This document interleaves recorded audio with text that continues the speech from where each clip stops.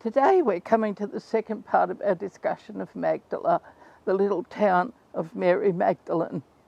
And we have already discussed the first century synagogue that was discovered in 2009. The rest of part of the town was actually excavated back in about 1950. That was the section owned by the Franciscan Catholics. But this excavation can only take place on the part of ground that you actually own.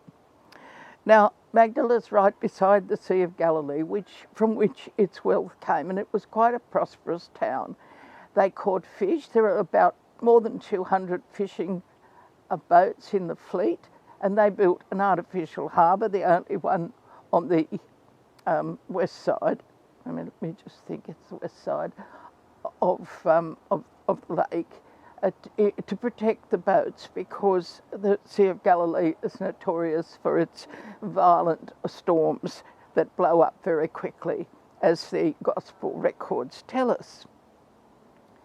So the fish was often caught and taken ashore and preserved in ponds, artificially built fish ponds.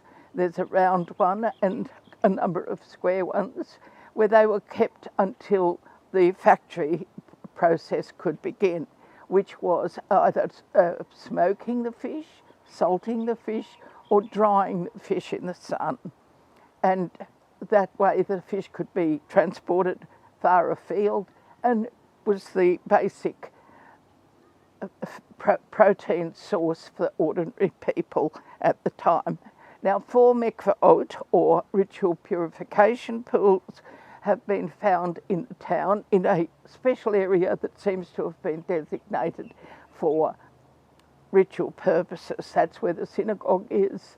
And there's another meeting room that I'll talk about in a moment. Now, the mikvah are quite unique for Israel. Now, because the water table was so high, the pools constantly, even today, fill up with water. The excavators clean them out, but they refill within a few days because being set into the ground, they absorb the water. And so the pools are not lined with grey hydraulic plaster to keep them watertight like they are in the rest of the country. There's no need for that. So they virtually function like natural pools. They fill up and the water is then drained away. Drainage is an important problem, as you'll see from some of our illustrations here. The whole area is quite low-lying because of its proximity to the lake. Now, the ritual purification pools were used by the Jewish people as part of their purification and preparation for hearing the Torah read. There was also a number of hand-washing basins found set in permanently into the streets, and one of them is very close to the synagogue's front door, so that the people would at least wash their hands before they went in. Now, I said I was going to speak about the meeting room. Just near the front door, or very close to the front door of the synagogue, was a room that's been excavated, and it has a mosaic floor, which is relatively unusual and expensive. And across the back of the room is a row of stone seats, just like in the synagogue. So it's presumed that this room had some connection with the synagogue and was perhaps a meeting room for like elders, or perhaps something like small classes. The interesting thing about the mosaic there is that it's very similar to the mosaic in the synagogue and may well have been executed by the same mosaicist.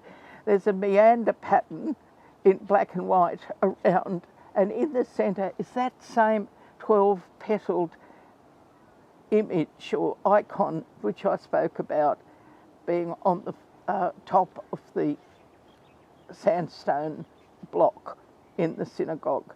Now, this particular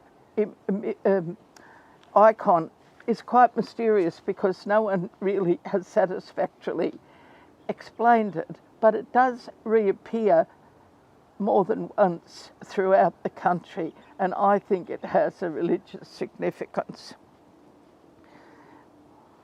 Now, I want to speak a bit about the shops. Along the city was laid out in a grid pattern the way the Romans did, with streets in square blocks, with main streets and supplementary streets. And the main streets tended to be where the shops were. They weren't shops by our understanding, like large supermarkets or anything like that. They were more like in the old city of Jerusalem, or in the souk in some of the Middle Eastern towns and cities, more of a booth. Now their wants, their needs, and their commerce was relatively limited by comparison with our shopping purchases. After all, they didn't have televisions and refrigerators and all of that sort of thing. They had to have food, clothing,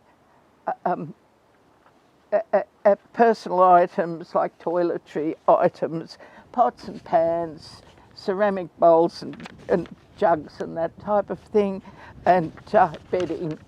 And that was about the women also needed sewing needles and a few small metal items like that.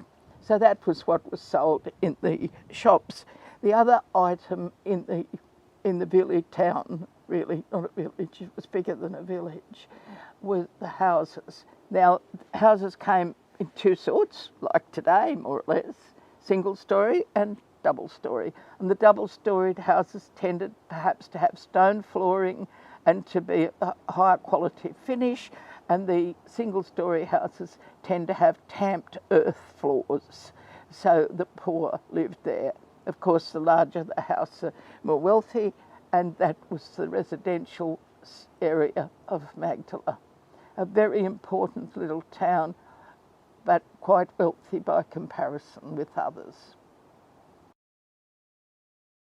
Thanks for watching, and if you enjoyed that video, please press the like button. Also, if you want to be kept up to date with all of our new content, please press the subscribe button. If you find this content interesting and you'd like to find out more, let me encourage you to come over to our website, which is synagogueandchurch.com, and over there you'll be able to find lots of information, and you'll also be able to find some of our books that are for sale there. In those books is loads and loads of more information on these and many other topics.